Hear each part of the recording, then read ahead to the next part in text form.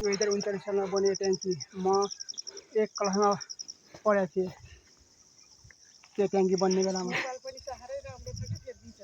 अनि यो ट्याङ्कीमा हामी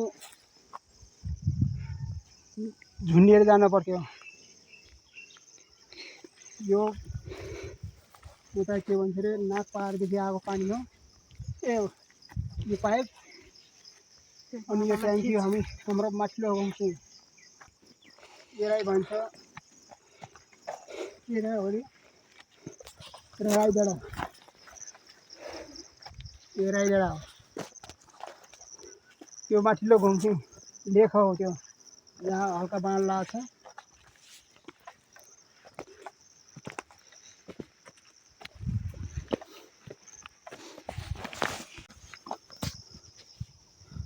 यो सल्लाहघारी हामीले स्कुल पढ्ने बेलामा रोपेको सल्लाहघारी हो। यो सल्लाहको यो बुटहरू बिरुवा ल्याएर स्कुलदेखि रोपेको। यो लाखरीको बुटा हो। यो ट्याङ्की बनाउने बेलामा हामीले रोपेको।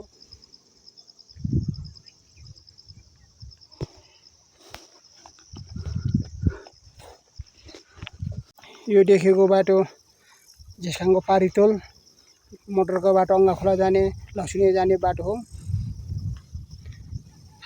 अनि आरेभाङज्याङ भयो ढाइरानी जाउ पोखरा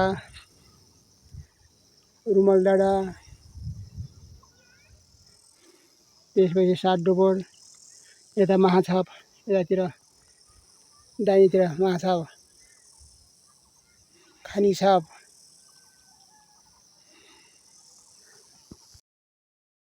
यो हाम्रो दाहिनेतिर त्यो गाउँ हो पिपल डाँडाको मौलाथर भन्ने।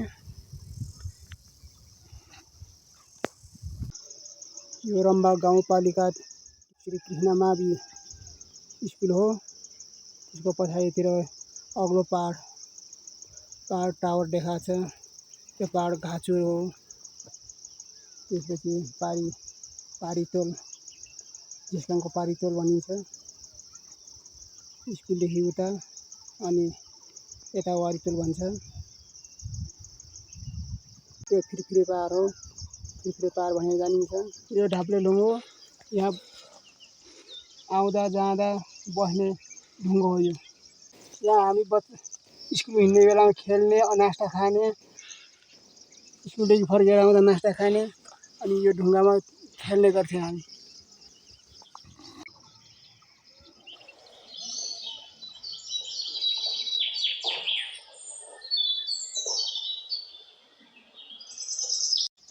यो झेस्काङ गाउँ हो। हाम्रो झेस्काङ गाउँ हो यो। कति राम्रो सुन्दर गाउँ छ। स्कुल पनि स्कुल छ। मोटरको बाटो पनि मोटरको बाटो छ।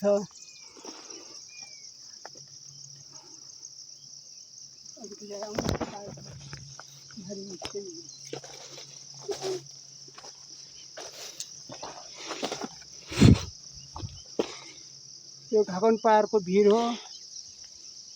मोटरको बाटो खनेर सब बाटो बिगारिदियो। अनि यो पोखरा बनिसकेको छ। त्यसलाई भन्छ घाकन पहाड। गोसा रोदार भन्ने चिनिन्छ हामीले। हाम्रो पुरानो बाटो सबै मोटरको बाटोले खोलेर सबै पहरा बनाइदिएको छ। तलतिर हेर्दा पनि डरलाग्दो माथि हेर्दा पनि डरलाग्दो। हिँड्ने बाटो सानो पुरेको छ। सब मोटरको बाटोले सब बिगारिदियो।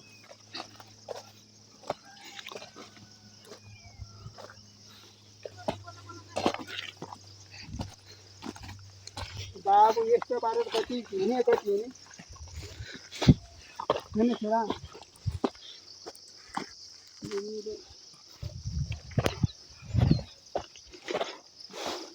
बाबु भनेको बाबुले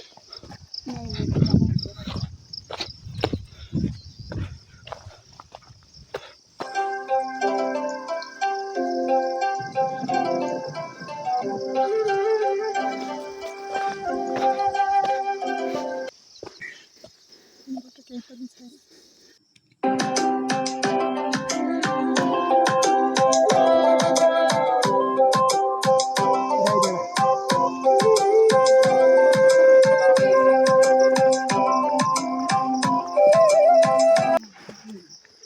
हामी सानो हुने बेलामा यो ओडार दुसरो ओडार पानी आयो यो ओडारमा बस्थ्यौँ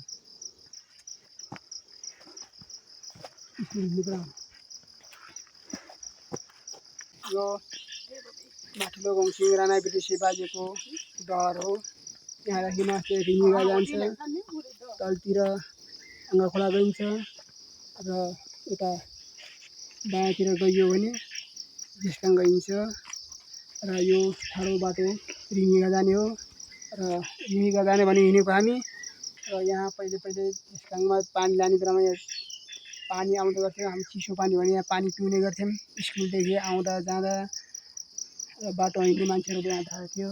आजभोलि धारा पानी सुक्यो, त्यही भएर आजभोलि पानी आउन्न, यहाँ सुक्खा परिराखेको छ। अनि अर्को धाराहरू माथि घर धारा बनाइयो भयो। बस्ने पनि छैन। अब उकालो जाने मान्छेले सोध्नुपर्छ।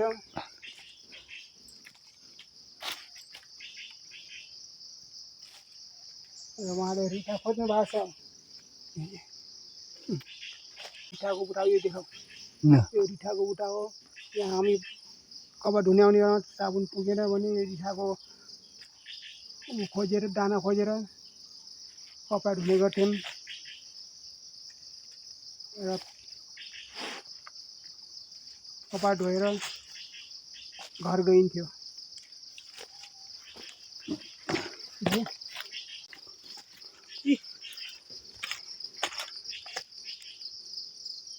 रिठा माथि देखाएको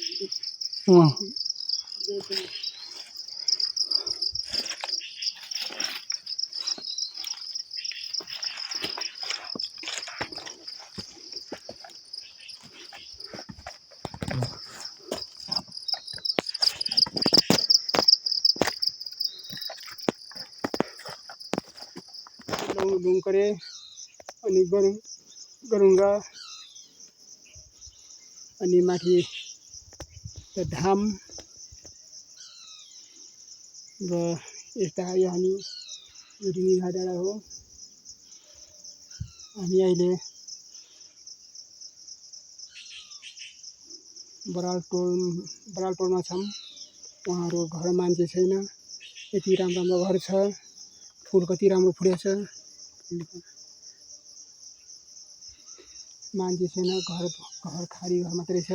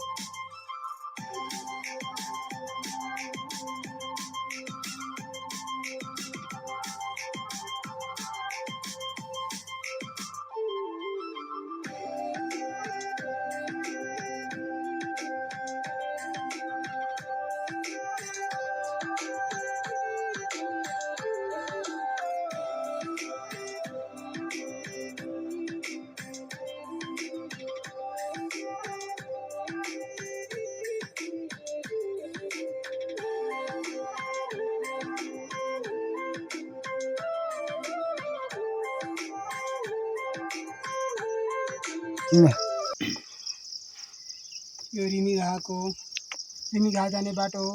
खावा भाङज्याङ भन्छ यसलाई। यो खावा भाङज्याङ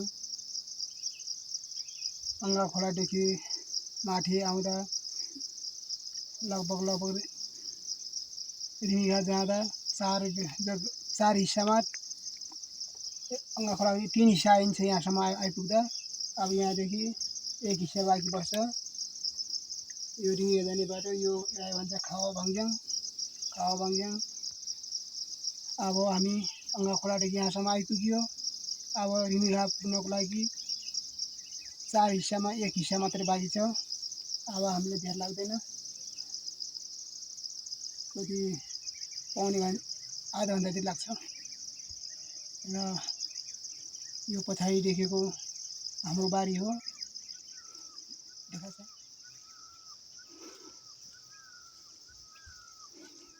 खावा भाङज्याङ भन्छ। खावा भाङज्याङ हाम्रो यो खावा भाङज्याङ तपाईँको चौधरीबारी मकै टन्न छ। अनि यो यहाँ ठुलो लाखुरीको कुरा चौबारीहरू थियो। यो मोटरको बाटो लिएर सबै हालियो। अनि यो अहिले एउटा स्वामीको बुटा मात्रै छ। अनि माथि एउटा लाखुरीको बुटा, 5वटा लाखुरीको बुटामा एउटा मात्र 5 लाखुरीको बुटा बचेको छ। एउटा स्वामीको बुटा। अनि यहाँ बस्ने वेटिङ रुम बनाएका छन्।